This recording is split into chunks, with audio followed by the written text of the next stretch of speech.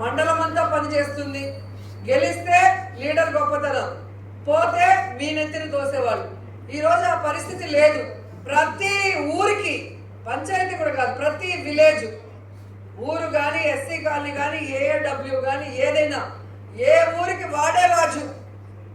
ఏ ఊరికి ఏం కావాలన్నా అడిగి చేయించుకునేంత స్వేచ్ఛ మనం ఇచ్చాం.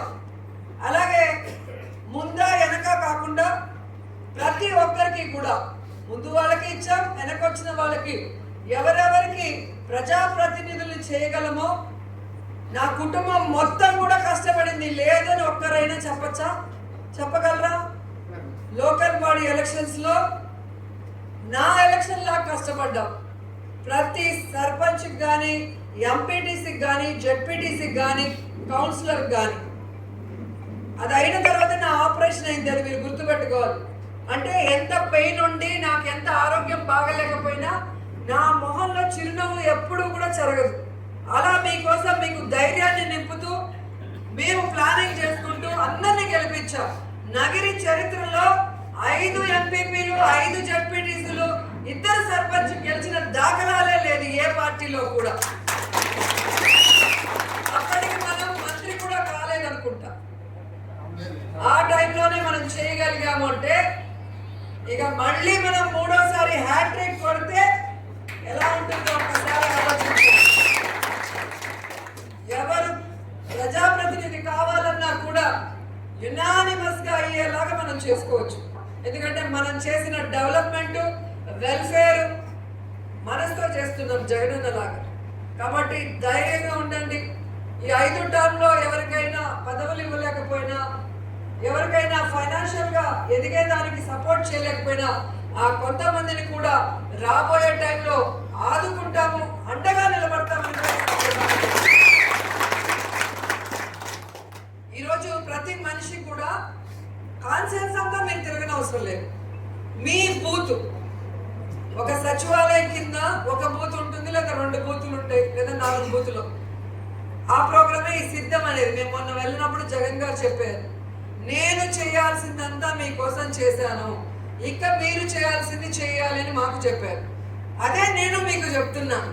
నేను చేయాల్సిందంతా కూడా శక్తికి మించి నేను చేశాను. నేను మీకోసం ఎంత కష్టపడ్డానో అదే కష్టం మీరు పడితే 25 కాదు 50,000తో మనం గెలవచ్చు.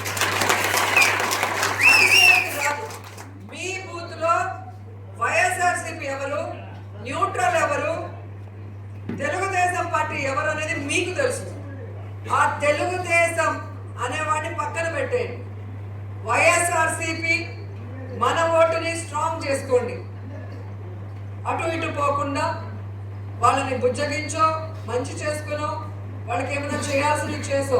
ఎందుకంటే ఎలక్షన్ టైంలో కొత్త అల్లుడిలాగా తయారవుతారు. అంతవరకు బాగానే ఉంటారు. ఆ టైంలోనే కొత్త అల్లుడిలాగా అలకలు స్టార్ట్ అవుతాయి. సో ఆ అలకలు తీర్చాల్సిన బాధ్యత మనకుంది అన్నది కూడా గుర్తుపెట్టుకోండి. మనం ఎందుకు చేయాలనకూడదు. ఎందుకంటే మీకోసం ఎవరెవరిని కలిసాం, ఎవరెవరిని ఎదిరించాం, ఏమేం చేశాం అనేది మీ అందరికీ తెలుసు. ఎందుకంటే వాళ్ళు రాకపోతే ఏమన్నా అయిపోతుందేమో, వాళ్ళు ఎన్నుపోటు పొడుస్తారంటే, వాళ్ళు పొడిచే ఎన్నుపోటుకి అడ్డంగా నేను నిలబడి పోరాడి మీ అందరినీ గెలిపించుకున్నాను. ఒక్కదాన్ని నిలబడి గెలిపించుకున్నప్పుడు ఇంతమంది ఎంత ఈజీ నన్ను కాపాడుకోవడానికి ఆ వెన్నుపోటు దారుల నుంచి అనేది మీరు ఆలోచించాల్సిన విషయం. సో ప్రతి బూత్లో కూడా వైఎస్ఆర్సీపీ, తెలుగుదేశం, న్యూట్రల్ ఓట్స్ని డివైడ్ చేసుకోండి.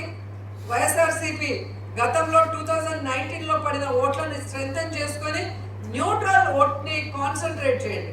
ఆ న్యూట్రల్ ఓట్స్ని వైఎస్ఆర్సీపీగా మలుచుకోవడానికి మన ప్రభుత్వం చేసిన సంక్షేమం, డెవలప్మెంట్, అలాగే ఎమ్మెల్యేగా మన నియోజకవర్గానికి మనం ఇప్పుడు చెప్పినవన్నీ కూడా చేయడం జరిగింది. ఇవన్నీ కూడా వాళ్ళకి తెలియజేసి ఈ అవకాశం మా మేడంకి ఇచ్చి హ్యాట్రిక్ కొట్టేలాగా సపోర్ట్ చేయండి అని ఎలక్షన్ వరకు ఎన్నిసార్లు వీలైతే ఆ న్యూట్రల్ ఓటర్స్ని మంచిగా మాట్లాడి వాళ్ళని కన్విన్స్ చేసి గ్రీన్ అంటే వైఎస్ఆర్సీపీకి కన్వర్ట్ చేయాల్సిన బాధ్యత మాత్రమే మీరు తీసుకుంటే ఈజీగా ప్రతి బూత్లో కూడా మనకి 60 to 70% ఓటింగ్ మనం సాధించే అవకాశం ఉంటుంది. సో మీరు ఒక రోజుకి 2 సచివాలయాలు అనుకోండి.